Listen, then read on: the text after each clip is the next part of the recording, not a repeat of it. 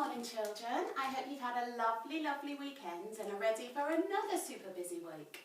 Well, I know how hard you have all been working, and I know you're definitely stretching your brains. And do you know how I know?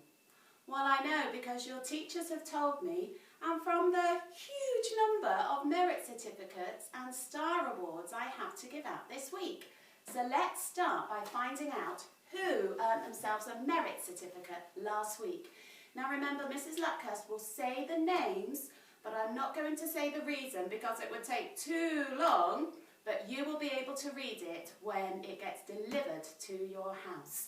So in year 2, I've got a merit certificate for Benjamin and, oh, they're all sticking together, and Harper, and Oliver, and Carmen. And in year 1 for Charlie, and B, and Bethia, well done. And in reception, we've got one for Thea, one for Arthur, one for Rafaela, and finally one for Christopher. So well done to all of you. Mrs. Luckhurst will get those in the post, along with a little merit sticker that you can pop on your jumpers and wear with lots and lots of pride. Now I've also got some star certificates to give out. Now you'll see that these don't look like they've been laminated yet, but that's because I couldn't find the laminator. But I promise that by the time they arrive at your houses, they will have been laminated. So we have a bronze award for B, Benjamin, Sully, Bethia, Bobby, Virgil, and Otto, and Vincent. Well done. Oh, and one for Maya. Well done, all of you who've earned your bronze award. I have got the badges here, and I will pop that in the post to you. And I've also got some gold awards. I have one for Reggie, one for Benjamin White, one for Matilda, and one for Teddy. Well done, all of you, for getting those rocket points to earn yourself your star certificate. I will make sure they're laminated and get them in the post. And hopefully that will be a nice thing to receive one day this week. Now, do you remember last week when we have been thinking about our brains and how important they are? We read this story, The Most Magnificent Thing About This Little Girl. And at one point in the story, things were just going wrong. And she got super cross and mad, and she just exploded, didn't she? She got so grumpy with herself that things weren't working out the way she had hoped them to. So I thought we could explore that a little bit more in this morning's assembly. And I've got some pictures and another story to help us understand why that sometimes might happen. Now, if we think back to the first assembly, when we were thinking about the different parts of the brain, we've got that little tiny bit that sits just at the bottom of our hippocampus called the amygdala. Well, sometimes people call that the little brain. It's the little brain that allows us to feel those emotions of happiness, sadness, being cross, being grumpy, being excited. And it also sort of warns us if there's anything dangerous that we might need to think about or get away from. And normally that holds hands really, really well with that big brain, the big brain that we have, which is the thinking part of the brain and allows us to make good decisions. And normally they hold hands just like they are in this picture, and they look after each other, and they're a really good team. But sometimes that little brain, if we think of the thumb as my little brain, and it sits right in the middle of your brain, and the big brain sits over it and protects it. And that's how they work as a team. But although that little brain is very small, it can be ever so powerful. And sometimes, just like the little girl in the story last week, it can be so mighty, and those feelings of being cross or grumpy or angry can be so strong that it pushes the big brain out of the way. And it says, I can't listen to you anymore, I don't want to be in your team. And that's when we explode. I wonder if you've ever exploded before, like the little girl in the story, when things didn't work out well and you just wanted to go, ah! Well, what we're going to think about today is what we can do when that happens, when your little brain gets so cross or angry that it pushes that thinking part out of the way and suddenly it feels like you've lost a little bit of control. Now, if we think back to the girl in the story, she did something. She went for a walk, and as she went for a walk, she started to calm down. And as she started to calm down, her big brain was able to come and give her a bit of a cuddle and make her know that everything really was quite all right. So what we're going to do today is to think about how we can give our brains a little bit of a hug when things start to go a little bit wrong.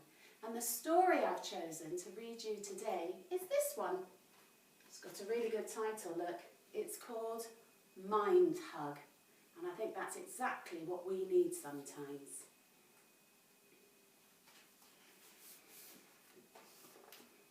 Jack was feeling fizzy. His head was as busy as a bee, bouncing around a flower patch. One thought popped up, and it grew and grew. Suddenly, there were another two.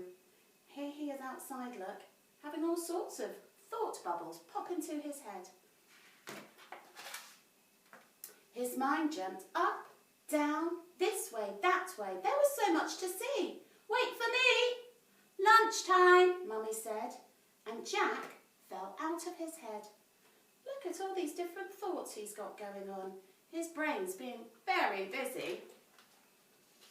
He gulped a drink, swinging his legs. He stirred some soup, then shook his head. Outside, a car started. Jack's mind revved. That's Sarah going to the pool. It's on the same road as our school. Why didn't Max want to play? He thought something different with each soupy slurp. Can fish burp? Who's feeding Finn today? I think his mind's getting a little bit busy and a little bit crowded. And if you noticed, on these pages, they were green, which is a very calming colour. Doesn't look quite so calm now. I think maybe his mind, his little brain, is beginning to bubble a little bit. New thoughts bubbled up. They began to race, but there wasn't enough space. So Jack went to his room to put them in place. His mind whirled round and became a loud, buzzing mess. Stop it, Jack growled, getting cross with his head. But it just went more noisy and crowded instead. Oh, it's definitely beginning to bubble, beginning to push that big brain out of the way. You can see on his face, he's not looking very happy. Jack stomped, pushed and growled some more. Then, tired and achy, he flopped on the floor. Daddy came in and they had a long cuddle. It's my head that hurts. I need a hug for my brain. I have an idea, Daddy said. Let's try a new game. Oh, we've gone to blue now. That doesn't feel quite as cross and angry. Close your eyes and sit very still. Now breathe slowly and deeply. Can you fill up with air? Jack closed his eyes. He took a deep breath in and slowly filled up. His belly grew bigger. He let out a long breath, and the air spilled out of his body. His toes began to tingle. Jack took another breath, and another, in and out. Pop! A thought appeared and tumbled about. The thought became bolder, stronger and louder. It invited some friends. Slow down, Jack said, and took another breath. Gradually, Jack filled himself up. He felt his body growing. Some thoughts didn't need to stay. He gave them a wave and watched them float away. When his mind wandered off, following a feeling, he waited with his breath and stretched up to the ceiling. Jack's whole body felt wider, fresher and brighter, from the tips of his toes to the end of his nose. He was calm and light, not like before. Jack got up and walked out of the door. I think that big brain is giving the little brain a cuddle, and now he's feeling okay. Wow, the world was sparkly and fresh. Everything was super bright. What a sight! New sounds filled Jack's ears and the smells.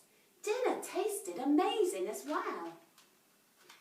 The next day, Jack went to Sarah's to play. Something seemed wrong. She wasn't okay. I feel angry and I feel sad. It's a messy mixture of the two. She drew him a picture. Jack knew what to do. Before he went home, Jack told her about the game. It might make you feel better. I call it a mind hug, he explained. When thoughts and feelings start to rush and shout, you can use big breaths to sort them out. Sarah thought about her body. It was tight like a spring. I think because she's feeling so angry and sad and all a mixture of the two, she's gone all tight. She lay down in her favourite place. Thought clouds began to gather. Sarah used her breath to blow them along, and something else helped to keep the game going on. Sarah started to count her deep breaths. 1, 2, 3, 4. Between each breath, Sarah asked her body a question, which kept her busy head's attention. How do my fingers feel on my belly? As she filled up with breath, Sarah's body became soft and warm. Her thoughts and feelings were no longer like a storm. Soon she was free, just to be. In the morning, Jack and Sarah walked to school. Maybe it's magic or a trick, something cool. It's like a superpower you can discover, Sarah smiled. The playground was all abuzz with kids who knew the different thoughts they hid. Jack and Sarah told their friends, when thoughts and feelings rush and shout, you can use big breaths to sort them out. The end. And it says time for a hug. And we can see Jack and Sarah have discovered their superpower for calming that little brain down when it starts to bubble and pushes the big brain out of the way. They have found out that by taking those deep breaths, they can give their mind a hug and soon make them feel better again. I like that idea. And you know, I know it works. Some of you, if you've met Father Mark, he often tells us to do a 7-11, which means we breathe in for 7 and then out for 11, like this.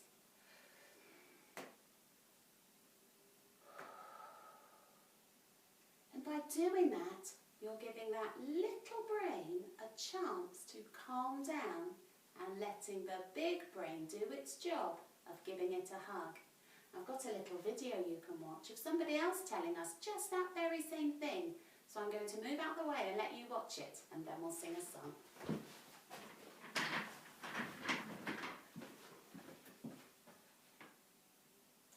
Hola! Today, I wanted to go outside and play with Elmo at the park. But my mommy and my papi said that I can't right now. It made me feel really frustrated. Yeah. Do you ever feel frustrated? Or sad or nervous? Yeah? Well, my mommy showed me a way to calm me down whenever I have big feelings or little feelings. It's called belly breathing. Hey, I can show you how to belly breathe.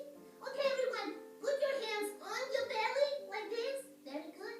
Now take a deep breath in through your nose like this. And slowly breathe out through your mouth like this.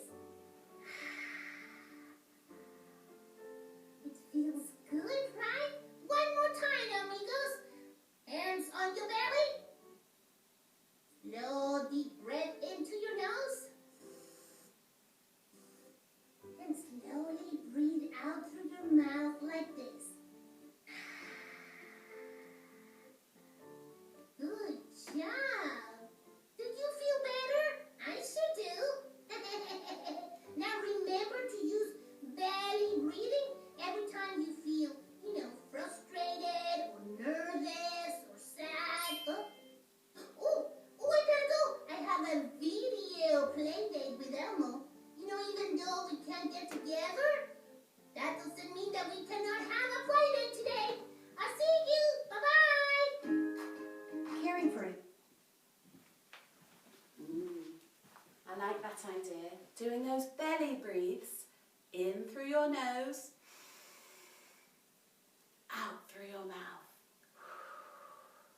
doing that, we can calm down those feelings that can sometimes try to take over. Now, the song we're going to sing today is one we haven't done for a while, so I'm going to have to search in my hippocampus to make sure I can remember the words and the actions. I usually rely on you to help me, so I'm going to try my very, very best to do it all by myself, and I hope you join in with me at home. It's the song that tells us that every step counts. So even when things are hard, we've got to keep going and keep trying, and soon those things that are difficult will one day become easy. Let's have a listen. Lots of marching.